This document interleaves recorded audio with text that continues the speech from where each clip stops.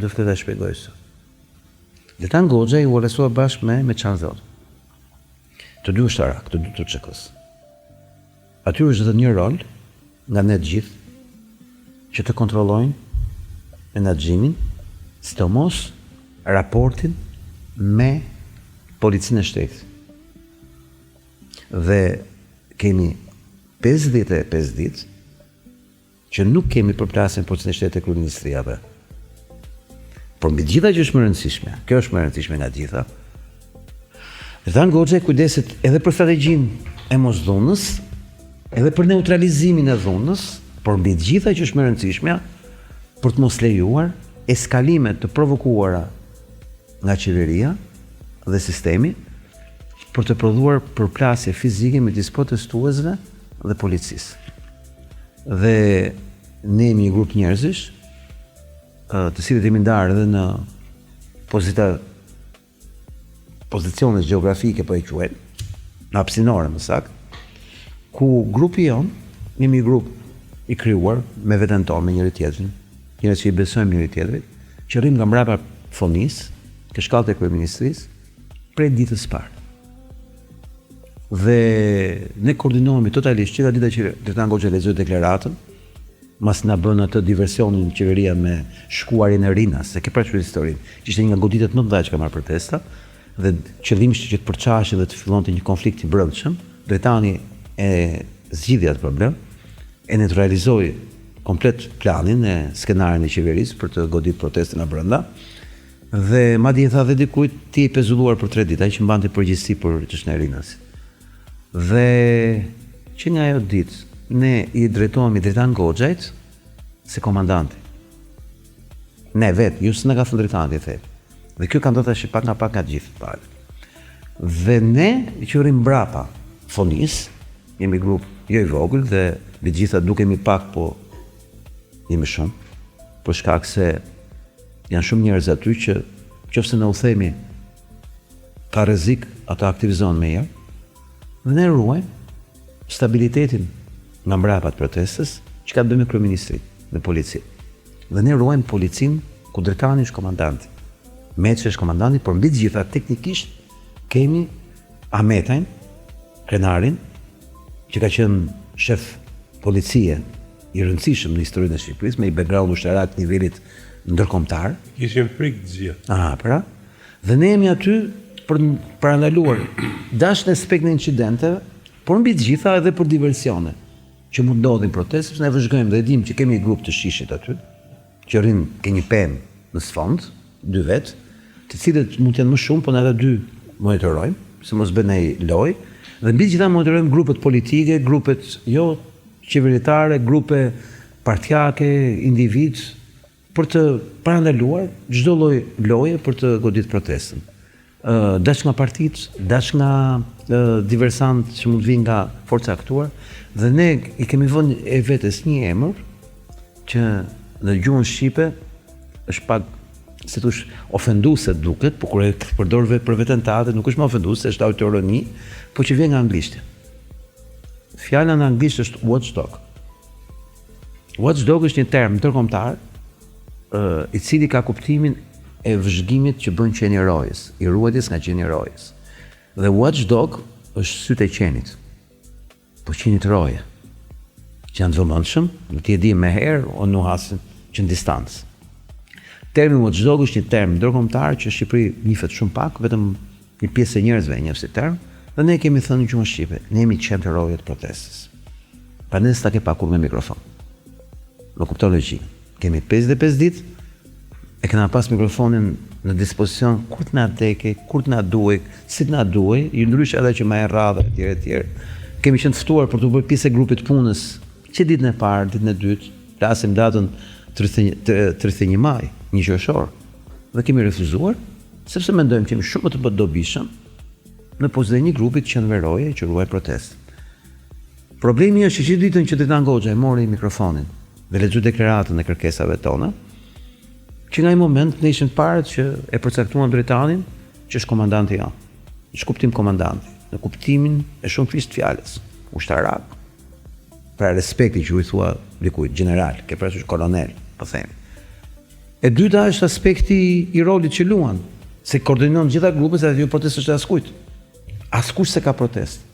Po duhet një person që të paktën mban koordinim me gjithë palët. Dhe mbi gjitha në konfliktet e tyre i mban në paqe, se kjo është më e rëndësishme. E treta duhet një komandant që është në gjendje të kuptojë ushterakisht goditjet që merr protesta. Skenarët e diversioneve dhe deri tash i ka menaxhuar shumë mirë. Dhe ajo që është më e rëndësishmja, Dritani me strategjinë e vet që na e hodhi ner gjithë atë fantazinë tonë të një goditje një mujore dhe të marrësh punë me Ramën për një muaj, sepse na shpjegoi në format shumë sakt edhe ushtarak që do ishte gjëja më e gabuar që ne të hynim kryeministri në momentin që bëhemi shumë, siç ishte rasti dy shtunave, ma mend. Ku një ndër to ishte dy korrik. Dhe mbi të gjitha që është më e rëndësishme nga të gjitha, ka vendosur rregull, siç është marshimi, që ti di se si bësh diversionin, ku i ka trajtuar ata robët siç e kanë merituar dhe u ka thënë kujdes. Pam që bët shkaren më të vogël, do dihet se kush e bën dhe pse e bëni dhe kush jeni dhe pasojë do t'i dini se kush janë. Dritani tekstualisht, po ta them me fjalë për fjalë, de facto është komandanti, jo përfaqësues. Komandanti në aspektin teknik, po dhe politik fjalës në sensi që vinë në i parë dhe të kërkoj marrëveshje me Ramën, e ke parasysh. Problemi është që ne që jemi watchdogu protestës, grupi i qeverojet protestës, që ndalun Pilinçin atëherë, me atë skenën me Pilinçin, atë bullallaj, që do të silte Rama aty për të hedhur ner. Gjithë skenari, e dy tek shkallët e kryeministrit do thoshte aty në kryeministri. Një debil aty, si kryeministri i qeverisë teknike. Këto lërat që bëra. Dhe ne ti e mamë se si neutralizuam që bëri një 100 seri filmash. Pilinçi duke na përmendë emrat që këta Smolan, këta kështu, këta ashtu. Fakti kemi qenë aty, kemi realizuar shumë histori. Dhe kjo ka sjellë problem shumë madh për qeverinë, sepse po pengohet prodhimi i incidente. Pra kush sekreti? Sekreti që Dritan Goxhaj me Çan Zoto dhe Kenar Ahmeti po luajnë një rol profesional që të mos ketë incidente me polici. E dyta të mos ketë incidente as brenda protestës. Dhe kjo ka rrëzuar të gjithë skenarët e qeverisë për të prodhuar incidente, diversione, dhunë, ma kuptove logjikën. Dhe arrestimi i Dritan Goxhajt dhe me Çanit ka qenë i planifikuar për t'i hequr kontrollin mos përplasjes që të prodhojë përplasje. E kuptove logjikën. Dhe ne, si grup, që e konsiderojmë atë si komandant, ma kuptove logjikën. Gjithmonë, jo në kuptimin e përfaqësimit, protestës politike, ma kuptove logjikën. Protestës është askujt, po komandant për këto çështjet e rendit. Këto çështje e rendit, ma kupton logjikën. Kjo ka sjellë një problem të madh për qeverinë, sepse është krijuar një network shumë i fortë aty. Me shumë njerëz, ca me Dritanin, ca me këtë, ca me atë, të cilët janë si një rrjet, ke parasysh malin që të bllokoj gurët kur bien, ato rrjetat e mëdha, ne jemi si ajo rrjet. Me këtë që duhet çajin rrjetën, që të prodhojnë incidente, që prodhojnë gurët, më kuptove logjik. Dhe për këtë arsye ka filluar një skenar për të na goditur, pikërisht për të neutralizuar pozitat e Dritanit dhe shokëve të vet, duke i prerë krah këtej, krah andej, më kuptoni dhe po sulmuan disa grupe për këtë qëllim. Dhe projekti është sulmimi, sidomos i grupit që rrin ke shkallët e kryeministrisë dhe ke trotuari, që krijon gjithmonë garancinë që s'do ketë përplasje me policinë. E kuptove logjikën.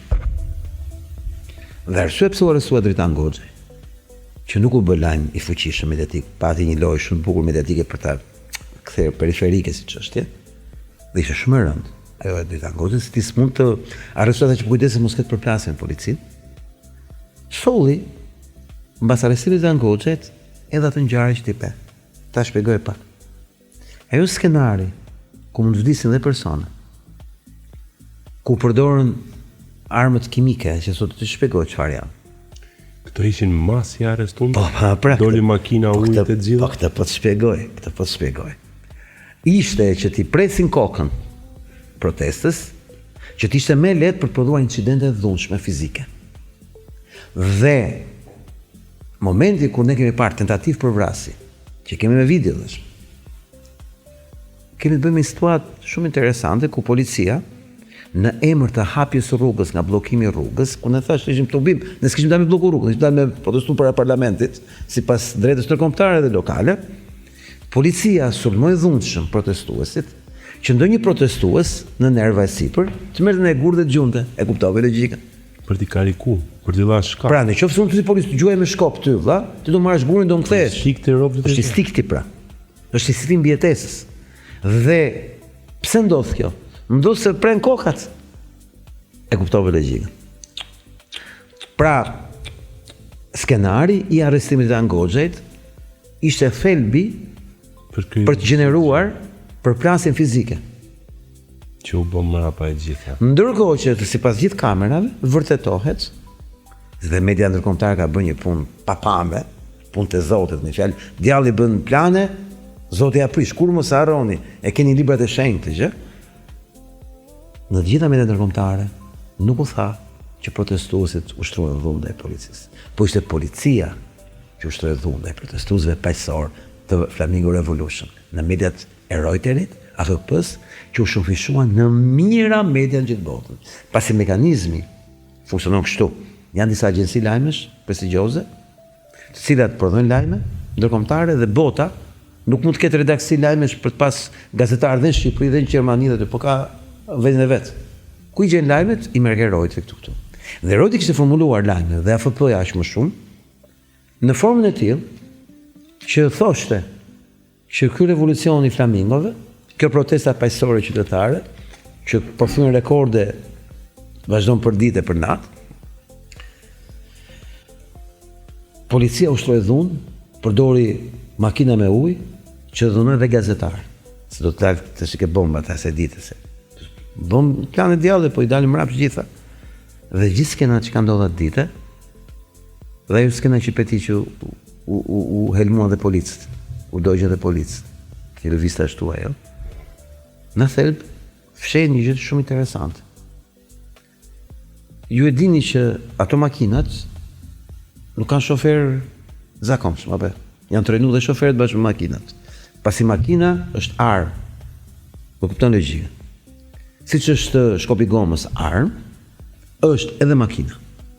Makina është një armë që nuk drejtohet nga një shofer që ka patent, por nga një shofer që ka patent specifik dhe është i trajnuar dhe ka një koleg që është i trajnuar për të përdorur këto mjete. E dyta, ne kemi parë të gjitha protestat. Ne kemi parë përdorimin e makinave të ujit. Ishte hera e parë që tyta e makinës lëvizte si zorr kështu. Apo, kishin pa ndonjë kështu ti? Po. Pse? Si e mendon? Mendoj pa. Përdori fantazinë si regjisor. A ishte vetëm me treni çik njerëzit pa i dëmtu? Apo lagi të gjithë dhe policat bashkë? Te kupton që refuzojnë të zbatojnë urdhrat dhe kanë marrë njerëz pa trajnuar?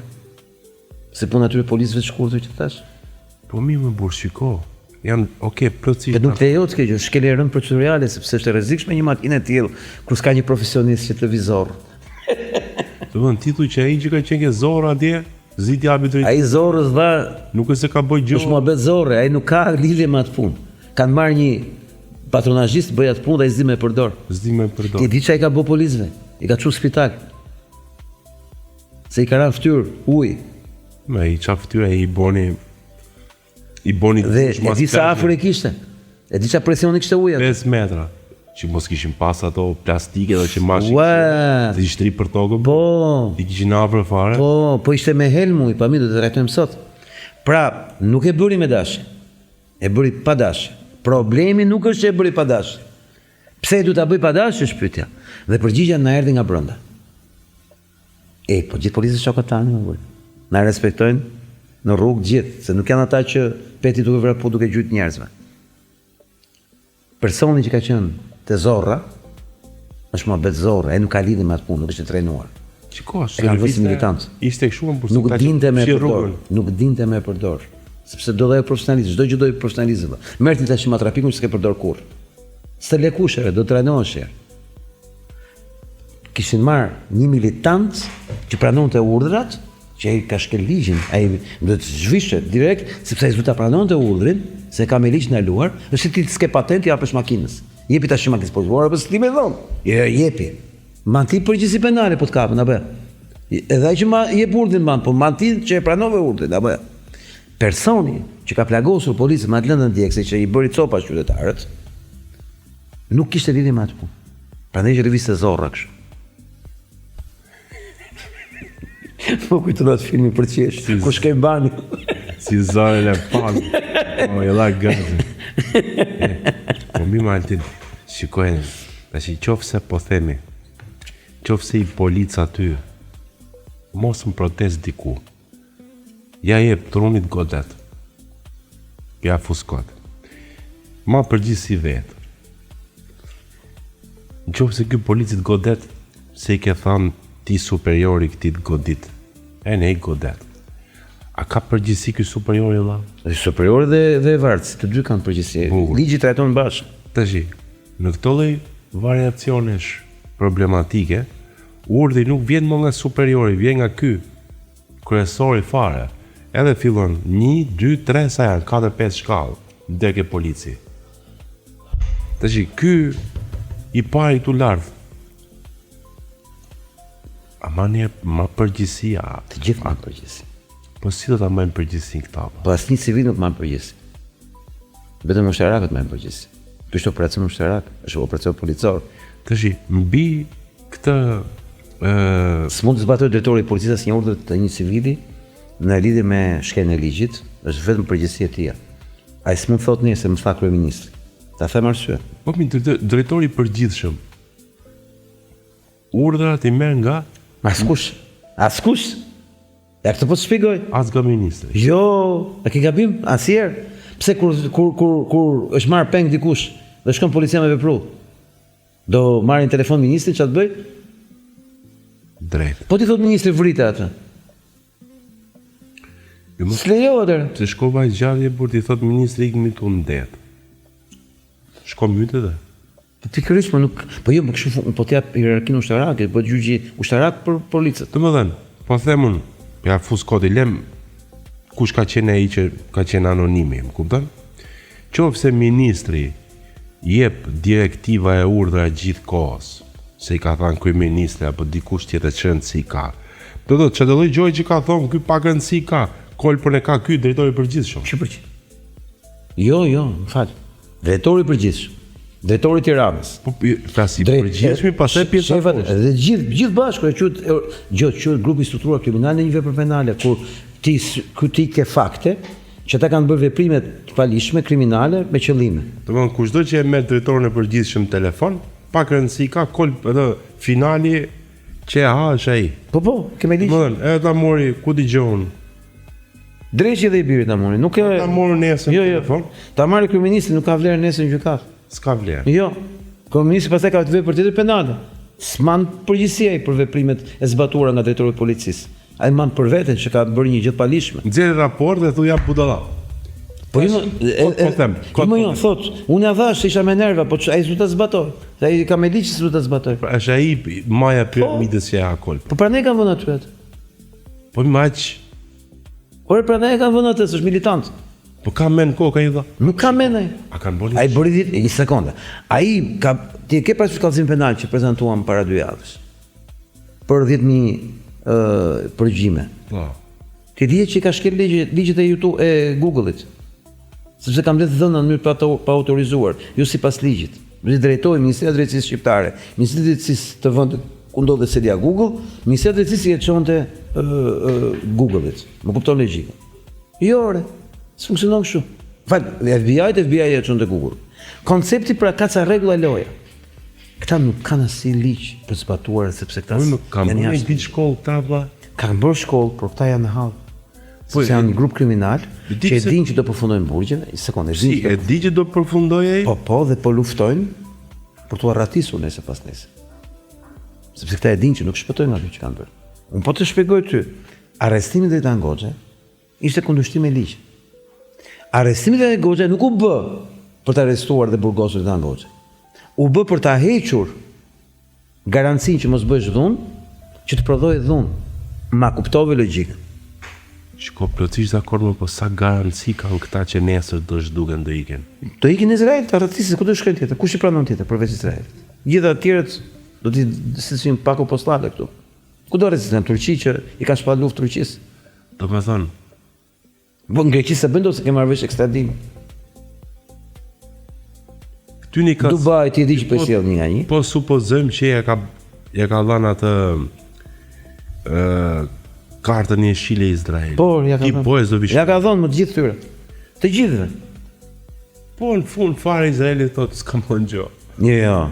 Çfarë është Akademia Policore e Forcave Speciale me Izraelin?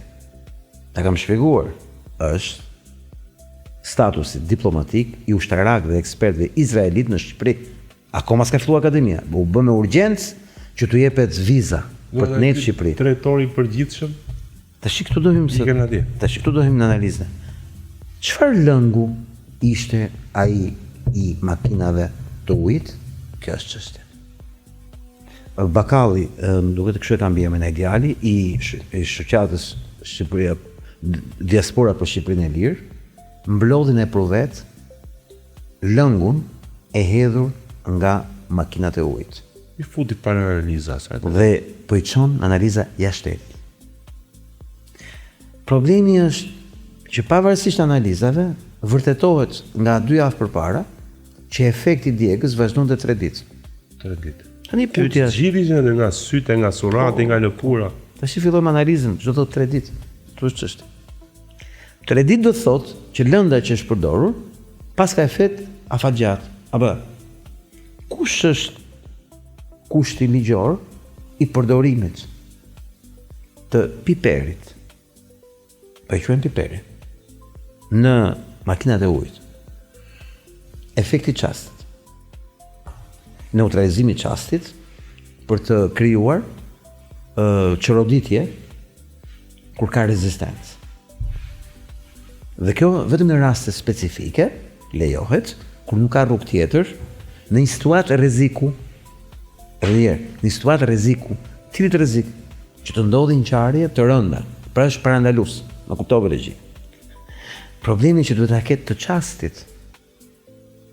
Jo 3 ditë. 3 ditë që mos dash protestë. Jo, për jo më lej Edhe këto. prish- Jo. prishim krevatin e Jo, 3 është më shumë. Jo. Po ka të bëjë me këtë gjë. 3 ditë djegën lëkur, hyn ke substancat ushtarake. Fillojmë tani. Ke parasysh ato filmat e vjetër me Vietnamin, me napalmin? Po me oranxhin. Janë disa efekte që në Amerikë i ka akoma spitalet plot me njerëz të paaftë që vinë si veteran të Vietnamit, amerikan, ushtarak, ku dihet që ishin ekspert izraelit ata, më saktë, ekspert izraelit ata që eksperimentuan këto praktika me cian që pastaj u përdorën pa dinin në ushtrisë amerikane të efekteve shëndetësore që kishte. Dhe që në atë kohë u ndryshuan manualet. Dhe manualet në gjithë botën nuk lejojnë përdorimin e këtyre substancave në Europë. Të kemi pasoja edhe më mbrapa. Pra, çfarë do ndodhte në Gjermani, në Francë apo në Angli, sikur policia të përdorte lëndë të tilla kimike në protesta që kishin efekt përtej qëllimit. Qëllimi është neutralizimi i çastit. Jo pasoja në shëndet në ditë të tëra. Që do të thotë lënda që kanë hedhur janë praktika tipike që përdor Izraeli. Pra Akademia Policore e Forcave Speciale të Edi Ramës me Izraelin po jep produktet e para. E kuptove logjikën. Pra jemi në fazën kur i është dhënë karta e jeshile për të ardhur në Shqipëri ushtarak me imunitet diplomatik në Shqipëri nga Izraeli, pra ekspert që janë marrë me gazën, me bregun perëndimor, të cilët kanë sjellë si pasojë, unë nuk e di në kuptimin e kanë bërë ata kështu në këtë formë apo në atë formë. Unë di që pasi u bë akademia, fillojnë të përdoren këto lëndë. Dhe fillojmë analizojmë. Çfarë lëndësh janë këto që djegin njerëzit për 3 ditë lëkurën dhe u skuqet lëkura? Si që ka kjo hith ti, kjo është armë zhdukës mas. Ti mund të përdorësh një sprat dhe atë diskutojmë spratin pastaj. Po ti s'mund të hedhësh në rrugë, se rruga ka dhe kalimtar.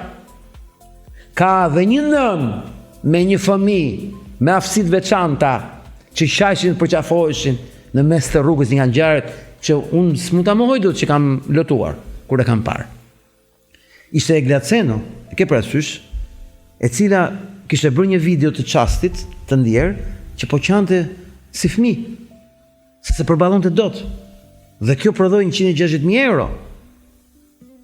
Po kjo ishte të nesërmen, nga dhimbja që patën njerëzit kur pan atë skenë. Si hidh këti ujë kimik që djeg lëkurën 3 ditë në mes të rrugëve, mes fëmijëve, mes banorëve, mes kalimtarëve, mes shisëve, dyqaneve, në mes të rrugës. Pritë vëlla, çfarë po ndodh?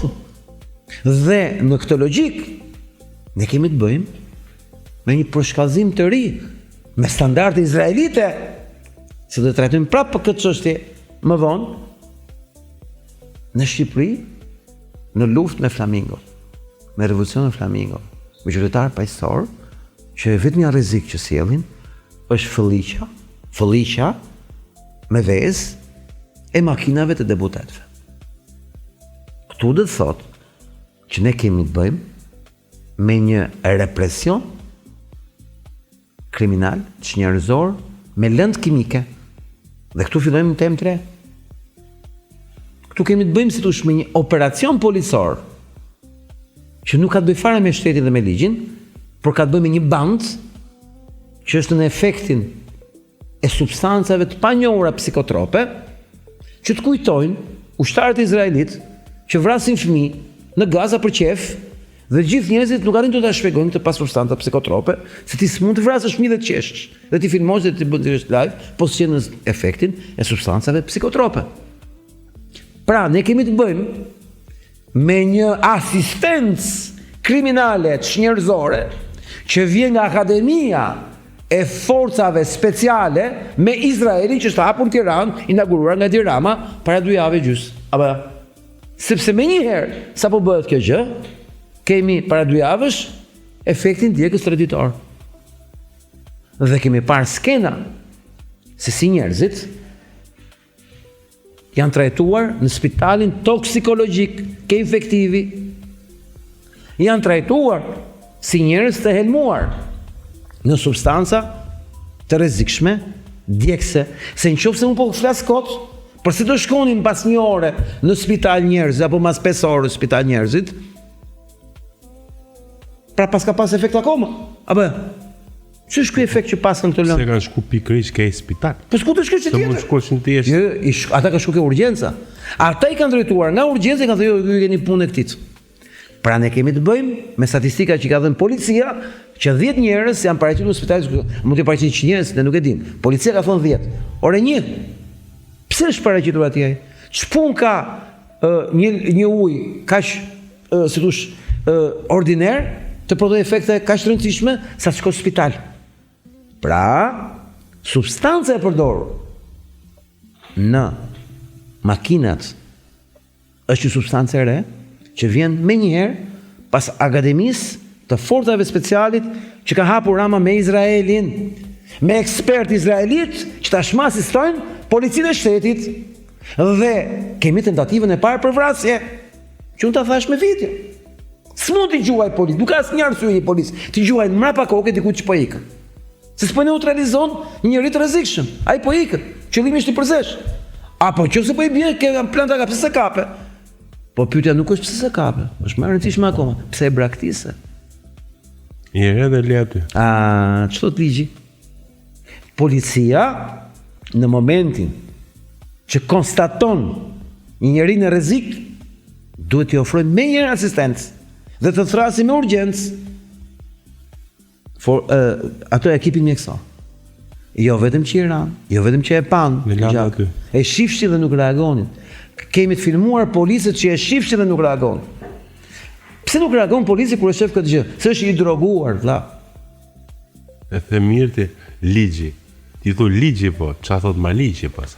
Çfarë thotë substanca psikotrope Po. që filluan të përdoren pas akademisë të forcave speciale me Izraelin që u hap Tiranë. Pra, fillojmë tash.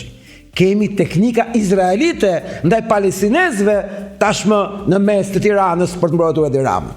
Dhe këta policë e kanë guximin, pra shefat, sepse kanë akademinë e forcave speciale me Izraelin dhe kanë marrë garanci arratisin Izrael në qastin që do vi ligji të merret me ta. Pra ne kemi të bëjmë me njerëz që nuk kanë më frikë nga ligji, sepse do arratisin Izrael, që u ka garantuar Akademia e Forcave Speciale të Izraelit Tiranë. Dhe këtu pyetja shtrohet për ambasadën e Izraelit. Çfarë plani keni vëlla? Çfarë marrëveshje keni bën me Edi Ramën? Ju rremenia se do të derni gjak shqiptarë siç keni bën në Gaza, si në Palestinë, ta harroni. Ta harroni. Rama do tretet si acidi. Dhe ju kur do të prekni tokën shqiptare për 1000 vjet, as 3000 vjet, se s'është toka ju e premtuar. Dhe ajo që mund ta them plot gojën është që ne kemi prova, pas unë tash të disponoj 4 gëzhoja të mëdha gazi lotësielës të panjohur, ku njëra nga këto rezulton që të ketë dyshime që është e palejueshme për të përdorur në qendra urbane në raste që nuk ka konflikt. Bëhet fjalë për një lloj gëzhoje që konsiderohet me 2 plasje, që nuk lejohet kurrë të përdoret në mitingje dhe shpërndarje mitingjesh në qytete, në zona urbane. Ç'kupti me 2 plasje? Këto janë teknika, janë terma që unë jam totalisht ignorant, të shpjeguara nga ekspertët që më i kanë ofruar dhe më kanë treguar me gisht, do përqendrohesh te kjo këtu dhe kjo këtu. Ti do shkruash çdo gjë më thënë. Siç e ke këtu, do të dorëzosh si prova juridike në SPAK. E janë ata që da zbërthejnë. Ne e dim çfarë janë, po s'është detyra jote, ti do shkruash në kodet zbërthejnë në herë. Gaz në cjellës. Po. Sepse njëra nga to pretendohet që të jetë prodhim Izraelit, që nuk lejohet të përdoret në Europë. Pra kemi të bëjmë tashmë me nevojë për të bërë edhe monitorim tenderash të pajisjeve ushtarake që vinë në Shqipëri nga Izraeli, që janë dhe municionet e gazit do të cilë për policinë e shtetit, që të gjitha këto çuditërisht na vikan në protestë pas krimit të Akademisë të Forcave Speciale me Izrael.